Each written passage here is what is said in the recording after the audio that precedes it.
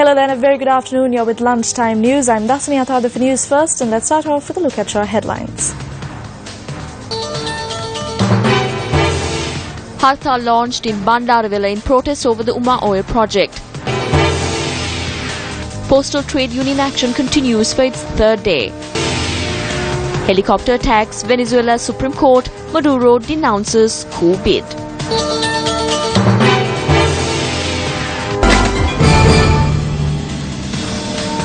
Locals of Bandaravilla have launched a demonstration against the Ummah Oil Multi-Purpose Development Project. According to our correspondents, public transport services have been hampered as a result of the demonstration. The protesters note that they are facing a severe water crisis as the natural water wells and springs have dried up. The protest was organized by the Citizens Front against Ummah Oil Multi-Destructive Project.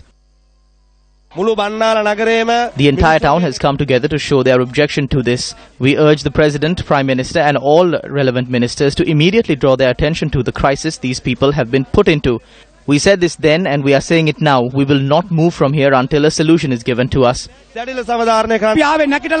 We did not come here to just go up and leave. We want an end to this massive destruction. 7,037 houses in this area have cracked and are destroyed now. Moreover, temples, churches, covils and business establishments are ruined. 3,111 springs and wells have dried up. If these rulers do not pay attention to this at least now, and if we do not get a discussion with the President by this evening, we will prepare to launch a series of strict measures with the people of this town.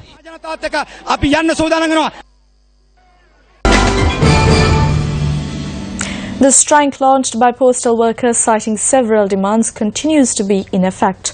According to the joint convener of the Joint Postal Trade Union, Chintaka Bandara, the strike was launched as a result of not receiving a definite response to their demands. The island-wide trade union action launched by postal workers is in effect for its third day today. Over 25,000 postal workers from 543 post offices and over 3,000 sub-post offices are taking part in this strike action. No political authority or relevant party held any discussion with us yesterday regarding the demands we are making. The submission of applications for Grade 1 students and university entrants are taking place this week. We received unofficial information yesterday that the political authority has appointed a committee to look into this issue, but we have not been informed of such a thing officially. However, the Postmaster General, Rohan Abera, notes that there has not been a backlog of posts as a result of the strike. Whenever postal trade unions launch a strike, they say that there is a backlog of mail to show the public that their strike action is successful, but at night all mail gets delivered to its destination without fail. So when this strike action was launched at midnight the day before yesterday, all mail in the Central Mail Exchange had already been sent out for delivery to its destinations. There can be some mail which is still on its way, but apart from that, there isn't an overflow of mail coming into the post offices, so there isn't a massive backlog as such. The Colombo High Court today granted bail to 3 suspects, including parliamentarian Namal Rajapaksa, in a case pertaining to a financial transaction. The case was filed by the Attorney General over the misuse of 30 million rupees in a financial transaction carried out by Govers Corporate Services Private Limited, a company owned by MP Namal Rajapaksa. High Court Judge P.S.A. Naranasinghe released the suspects on sureties of 1 million rupees each. 11 indictments were filed against 5 suspects in the case under the Money Laundering Act. Suspects in the case, including MP Namal Rajapaksa, Sujani Bogalagama and Nityani Samaranaika, appeared in court today. Attorneys at law appearing for the second and third defendants in the case said their clients had travelled overseas before the hearings began. Court issued notices to the 2 defendants and postponed the case until the 31st of August. A special 2-week island-wide dengue eradication program will commence today. The program is being conducted under the instructions of President Maithripala Sirisena and Health Minister Dr. Rajitha Senaratne.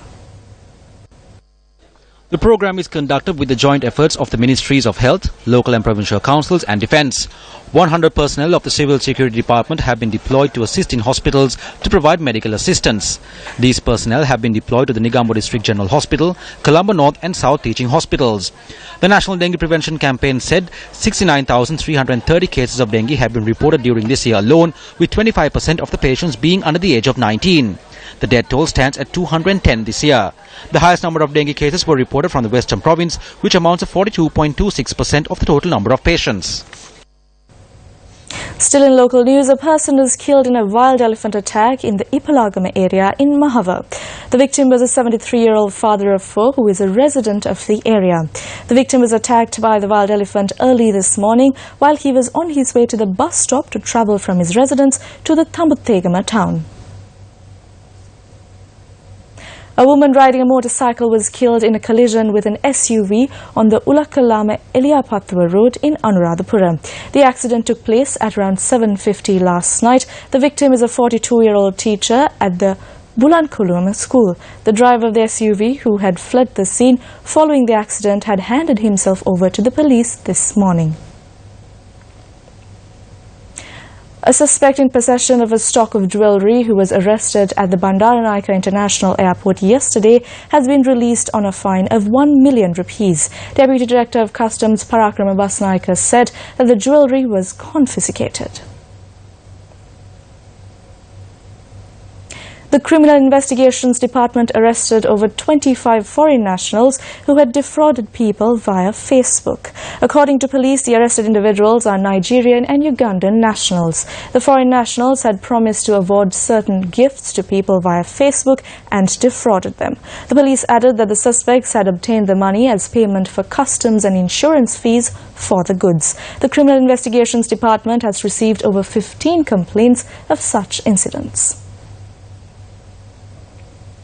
And that's a wrap of lunchtime news for the day. For the News First team, I'm Dasni Athada. Good afternoon.